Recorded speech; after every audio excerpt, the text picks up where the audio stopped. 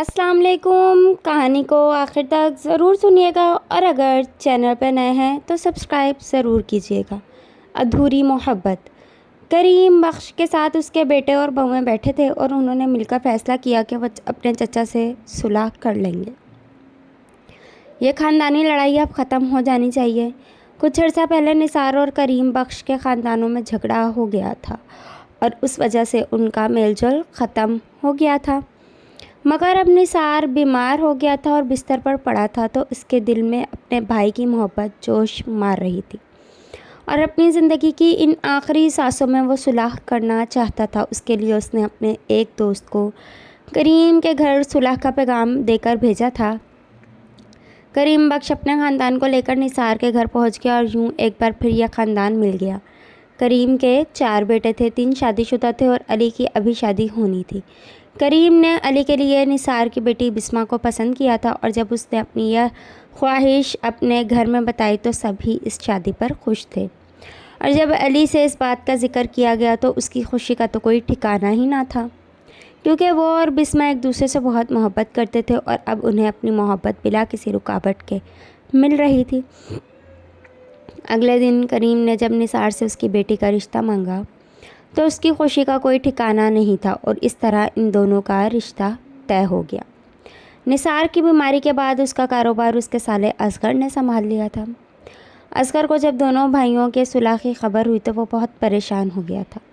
उसकी वजह यह थी कि वह निसार के कारोबार में हेरा फेरी करता था और अब उसको ये फ़िक्र हो गई थी कि अब कारोबार करीम भी देखेगा तो कहीं उसका भेद ना खुल जाए। एक दिन असगर अपने एक दोस्त की दुकान पर बैठा था कि उसकी नज़र दुकान के सामने वाले एक घर पर पड़ी। वहाँ उसे अली अपने कुछ दोस्तों के साथ खड़ा नज़र आया। वो घर एक मशहूर तवाइफ ताराबाई का था। असगर ने अपने दोस्त से जब उस घर के बारे में पूछा तो उसे पता चला कि ताराबाई ने वो घर बेच दिया है और अली के बारे में उसने बताया कि ये तो अक्सर यहाँ आता रहता है। असगर के शातिर दिमाग ने फ़ौरन एक मंसूबा बना लिया और उसने अपने इस गंदे मंसूबे में अपने उस दोस्त को भी शामिल कर लिया। घर जाकर जब असगर ने अपने बहन भनोई को अली के बारे में बताया तो वो सब बहुत हैरान हुए।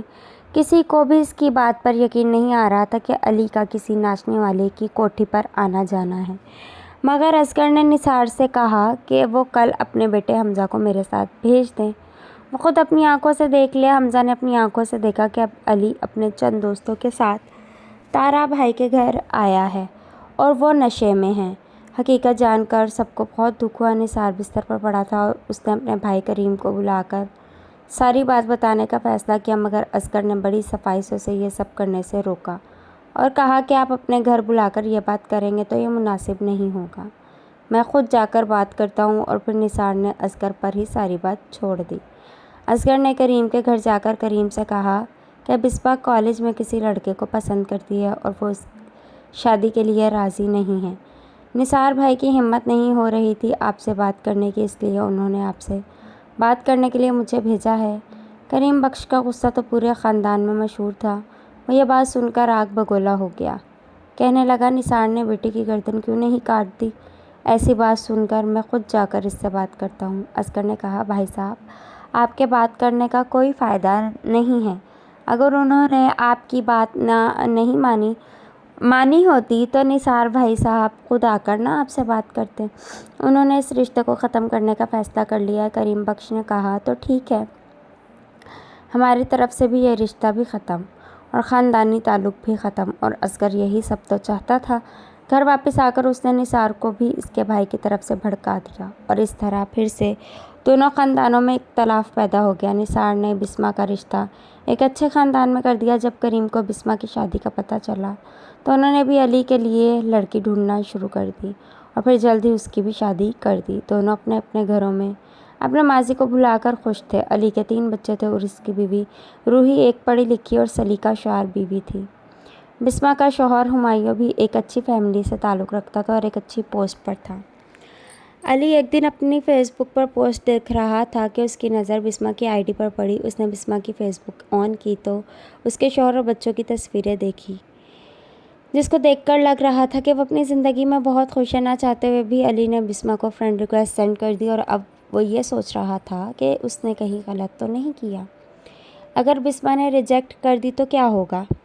ادھر بسما نے جب اپنی فیس بک پر علی کی ریکویسٹ دیکھی تو وہ بھی چونک گئی۔ اس نے علی کی فیملی کی تصویریں دیکھی، وہ پہلے سے بھی زیادہ خوبصورت اور اسمارٹ لگ رہا تھا۔ بسما نے دیکھا تو وہ سوچنے لگی کہ اس کوٹھے والی عورت کا کیا بنا ہوگا، کیا وہ اب بھی اس کے پاس جاتا ہوگا یا شادی کے بعد اس نے توبہ کر لی۔ بسما نے فرینڈ ریکویسٹ ایکسیپٹ کر لی۔ علی نے اس کو میسج کیا کہ کیسی ہو؟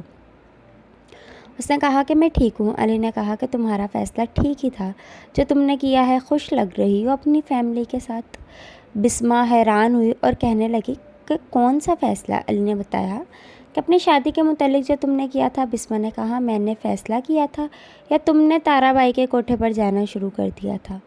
علی بسما کی بات سن کر بہت حیران ہوا اور اس نے کہا کہ تمہارے ماموں اصغر نے بتایا تھا کہ تم کسی لڑکے کو پسند کرتے ہو اور اس سے شادی کرنا چاہتی ہو۔ بسما یہ سن کر بہت حیران ہوئی اور کہنے لگی ماموں اصغر نے کہا تھا کہ تم کسی تارا بائی کے کوٹھے پر جاتے ہو۔ علی نے بتایا وہ گھر میرے دوست کے والد نے خریدا تھا، میں اس کے گھر جاتا تھا۔ علی سمجھ گیا تھا کہ اس کے ماموں نے دونوں خاندانوں میں غلط فہمیاں ڈالی ہیں۔ علی نے بسما سے کہا میں تم سے ملنا چاہتا ہوں۔ بسما نے کہا کل صبح 11 بجے امتیاز پلازا آ جانا۔ اگلی صبح وہ دونوں ایک دوسرے کے سامنے تھے۔ وہ 11 سال بعد مل رہے تھے۔ علی نے بتایا کہ تارا بائی کا گھر اس کے ایک دوست مظہر کے والد نے خرید لیا تھا۔ اس کا مظہر کے گھر بہت آنا جانا تھا۔ بسما سمجھ گئی کہ یہ سب اس کے ماموں اصغر نے کیا تھا۔ اب وہ بہت پچھتا رہے تھے کہ انہوں نے اس وقت کیوں آپس میں بات نہ کی۔ اب دونوں کے دل میں پھر سے پرانی محبت جاگ اٹھی تھی۔ علی نے بسما سے کہا وہ اس کے لیے سب کچھ چھوڑ دے گا، مگر بسما نے کہا کہ وہ سوچ کر جواب دے گی۔ بسما کا شوہر ہمایوں کتابیں پڑھنے کا شوقین تھا۔ وہ آفس سے گھر آنے کے بعد کتابیں پڑھتا رہتا تھا۔ بسما کے دماغ میں علی کی باتیں گھوم رہی تھیں، وہ بھی علی کے ساتھ رہنا چاہتی تھی۔ بسما نے رات کو اپنے شوہر سے پوچھا کہ اگر ایک طرف میں ہوں اور دوسری طرف کتابیں ہوں تو آپ کس کا انتخاب کریں گے؟ ہمایوں نے کہا کتابوں کا، کیونکہ کتابیں تو میرا جنون ہے اور تم میری ضرورت ہو۔ بسما کو یہ سن کر بہت دکھ ہوا اور اس نے علی کو میسج کیا کہ وہ بھی اس کے لیے سب کچھ چھوڑنے کے لیے تیار ہے۔ اگلی صبح علی نے اپنی بیوی سے کہا کہ وہ تیاری کر لے، وہ ملتان جا رہے ہیں اور وہ 2-3 دن کے بعد آئے گا۔ ملتان کا نام سن کر روحی بہت خوش ہوئی کیونکہ وہ 6 ماہ کے بعد جا رہے تھے۔ ادھر بسما سے ہمایوں نے پوچھا کہ کیا اسے بازار سے کچھ چیزیں لا کر دے سکتی ہے۔ بسما نے کہا مجھے چیزوں کی لسٹ بنا دو، میں لا دیتی ہوں۔ ہمایوں نے اس کو لسٹ بنا دی۔ بسما نے دیکھا تو پوچھا یہ کیا ہے؟ ہمایوں نے کہا آج اس کا کھانا بنانے کا ارادہ ہے۔ بسما نے لسٹ لی اور بازار چلی گئی۔ 1 گھنٹے بعد وہ واپس آئی تو ہمایوں نے اس کو جوس کا گلاس پیش کیا۔ بسما کو حیرانی ہوئی کہ آج وہ 11 سال پہلے والا ہمایوں تھا جو اس کے لیے کھانا بناتا تھا، مگر پھر آہستہ آہستہ وہ کتابوں میں گم ہونے لگا۔ وہ جوس لے کر اپنے کمرے میں گئی تو اس نے دیکھا کہ وہاں کوئی بھی کتاب نہیں تھی۔ وہ اسٹڈی روم میں گئی تو وہاں بھی کوئی کتاب نہیں تھی۔ وہ بہت حیران ہو رہی تھی کہ ہمایوں آ گیا اور کہنے لگا تم نے جب رات کو مجھ سے پوچھا کہ میں کتابوں اور تم میں سے کس کا انتخاب کروں گا تو میں نے جواب تو دے دیا کہ کتابوں کا، لیکن بعد میں بہت بے چین ہوا اور سوچنے لگا کہ تم سارا دن میرا اور بچوں کا کتنا خیال رکھتی ہو، ہماری ضرورت کا اور ہماری خوشی کا، لیکن ہم تمہیں بدلے میں کیا دے رہے ہیں؟ اس لیے میں نے تمہیں بازار بھیج کر وہ ساری کتابیں کباڑیے کو دے دی اور آج میں تمہاری پسند کا کھانا بنا رہا ہوں۔ آج سے ہم دونوں ایک دوسرے کی ضرورت کا خیال رکھیں گے۔ یہ سب سن کر بسما اپنے کمرے میں آ گئی اور اس نے علی کو میسج کیا کہ وہ اپنی زندگی میں بہت خوش ہے اور وہ اپنا فیس بک اکاؤنٹ بھی ختم کر رہی ہے، وہ اس کی زندگی میں دخل نہ دے۔ علی نے جب یہ میسج دیکھا تو اس نے روحی سے کہا وہ اس کی بھی پیکنگ کر دے، وہ بھی ان کے ساتھ جا رہا ہے اور وہ خوب گھومیں گے۔ اللہ حافظ۔